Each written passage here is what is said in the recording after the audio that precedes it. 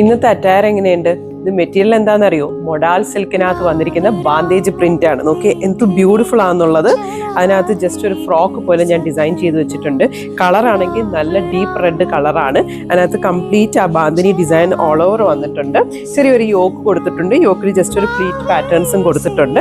Back plain A line ആയിട്ടാണ് വന്നിരിക്കുന്നത്. Boat neck ആണ് കൊടുത്തിരിക്കുന്നത്. സ്ലീവ് കണ്ടോ, ഒരു 3/4 സ്ലീവിനകത്ത് ചെറിയൊരു സ്ലിറ്റ് പോലെ ഒരു പാറ്റേൺ ഡിസൈൻ ചെയ്തിട്ടുണ്ട്. എനി പാറ്റേൺസ് നമുക്ക് ഇതിനകത്ത് പോസിബിൾ ആണ്. ബാന്തിനി ആയത് കാരണം ലൈനിങ് ഇട്ടാണ് സ്റ്റിച്ച് ചെയ്തിരിക്കുന്നത്.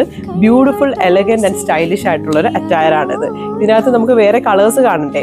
ഇത് കണ്ടോ, നല്ല ഡാർക്ക് മെറൂൺ ആണ്. ഇതിനകത്ത് എങ്ങനെയാണ് ക്യാമറയിൽ നിങ്ങൾ കാണുന്നത് എന്നുള്ളത് എനിക്കറിയില്ല. പക്ഷെ ബ്യൂട്ടിഫുൾ ആയിട്ടുള്ള ഒരു മെറൂൺ ആണ്. ബർഗൻഡി ഷെയ്ഡായിട്ട് വരും.